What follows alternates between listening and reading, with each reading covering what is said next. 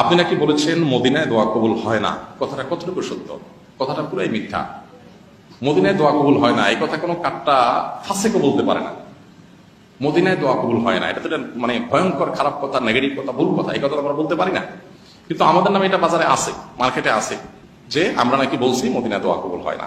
দেখুন, পরিকল্পিতভাবে অনেক সময় দেখা যায় যে এই ধরনের একটা কথাকে বিকৃত করে পরিবর্তন করে যার যার সুবিধা অনুযায়ী সেটাকে ব্যবহার করা হয়। দোয়া কবুলের জায়গা আমরা বুঝি না, এই জন্য অজায়গা বে জায়গায় বা যে জায়গায় দোয়া কবুল করার কথা নাই কোনো, সেখানে যে আমরা কি শুরু করি, দোয়া কবুল করি, দোয়া করা শুরু করি। অনেক দোয়ার জায়গা আছে, সেই জায়গাগুলোতে আমরা কি করি না, দোয়া করি না। বেশিরভাগ মানুষকে, ভারত, বাংলাদেশ, পাকিস্তান লোকজনকে দেখবেন মদিনায় যখন যায় নবী আলাইহিস সালামের কবর যখন জিয়ারত করে ওখানে কি শুরু করে দেয়, দোয়া করুন শুরু করে দেয়। কোন হাদিসে তো এরকম বলা হয় নাই যে ওই জায়গায় দোয়া করলে কি হবে, দোয়া কবুল হবে। এটা দোয়ার জায়গা না। দোয়ার যে জায়গাগুলো আছে সেগুলো তো অনেক সময় কি করে না, দোয়া করে না। কিন্তু যেখানে জায়গা নাই সেখানে কি করে, দোয়া করে।